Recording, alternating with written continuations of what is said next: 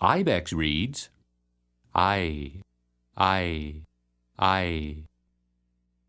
I reads, I, I, I.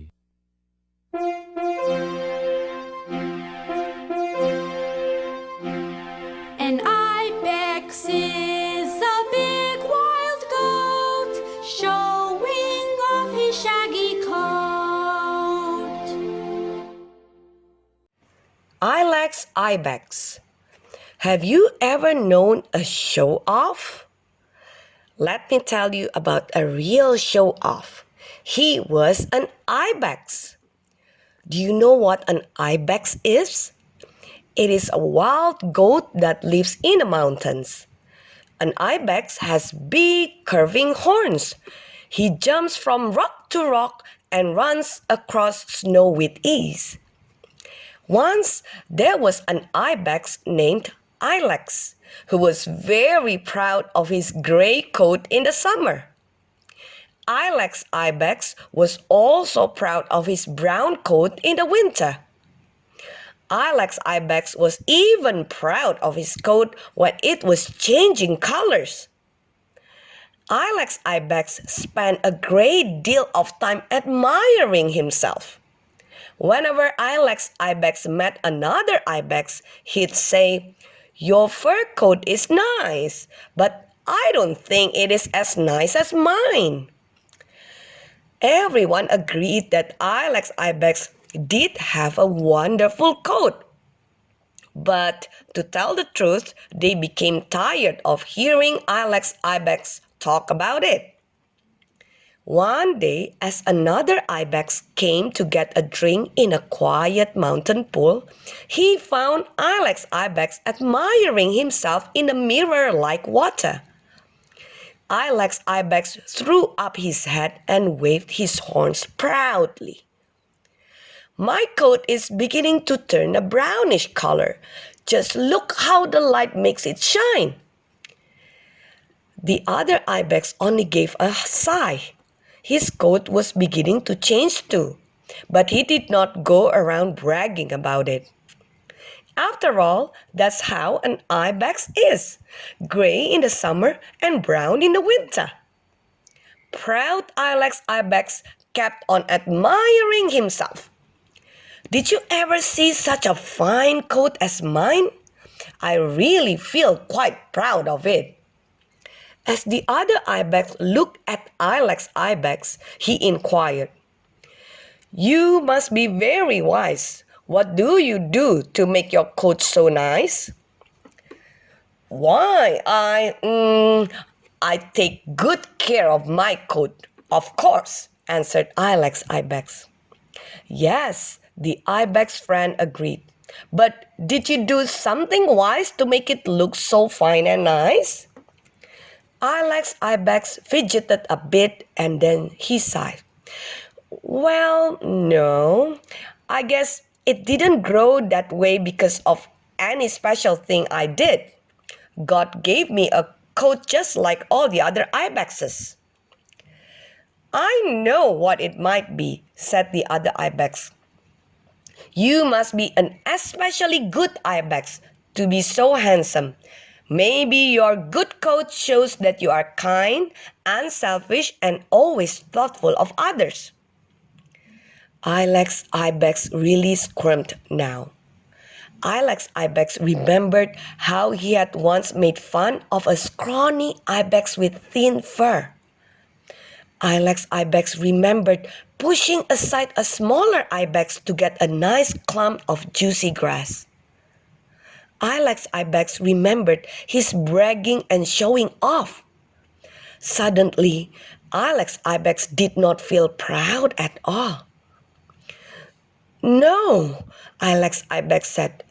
"I'm afraid it isn't because I'm good.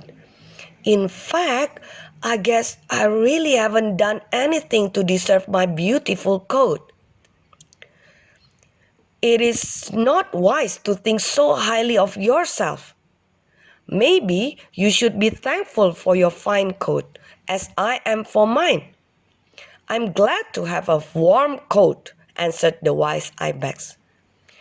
Right, replied Alex Ibex as he humbly looked at his coat. I will forget my pride and be thankful for my nice coat.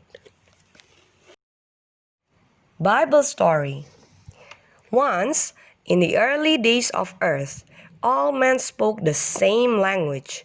They could work on a project together and not have any problems understanding each other. They began to move forward the west from the place where Noah had lived. One day, some men met together to plan. They talked of what a great city they would build. They planned a way to build a tower. One had an idea, and then another. Soon, they were all enthusiastically planning about the large, beautiful tower they would make. You know how it is when a few people get together and start bragging. One said one thing, one said another.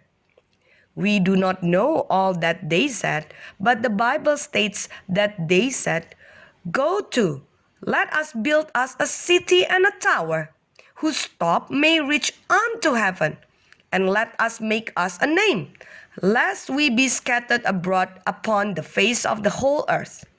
It is written in Genesis 11 verse 4. What a grand thing it will be, one may have said. People will be able to see it for miles across the plains, another may have added. People will say, "Who built that wonderful tower?" We will be famous. Everyone will want to know who was smart enough to think of building such a magnificent tower. Someone else may have added. Though these were people who knew about God and whose parents and grandparents had worshipped Him, their pride had led them to forget all about God and His greatness. All they could think about was the wonderful tower they could build, how they could make the bricks of clay, how many bricks they would need, how they would carry materials to the top to add to the tower. They divided the work so that everyone could have a part. They burnt the bricks to make them hard and lasting. They used slime for mortar to hold the bricks together. They planned a wonderful city with a tower at the center of it. When someone asked, "Why do you want a tower? How high will it be?" they grandly answered, "Why, we will make it reach to heaven." As they stood and bragged to each other about the wonderful tower they were building, someone listened. Who do you think was listening? God was. The Bible states that the Lord came down to see the city and the tower. God heard them say that they would not be scattered over the whole earth. God saw the pride in their hearts, their desire to be great in their own eyes, and their unwillingness to let God tell them what to do. God said, "Behold, the people is one, and they have all one language, and this they begin to do. Go to, let us go down, and there confound their language, that they may not understand one another's speech." Now, imagine what happened. Here are many people building a tower. Some are carrying bricks, some are mixing mortar, some are drawing plans, and some are explaining plans to others. One man said to another, "Where shall I put that next load of bricks?" The other man says to him something like, "Aki, Aki, what is that? I ask where you want these bricks put."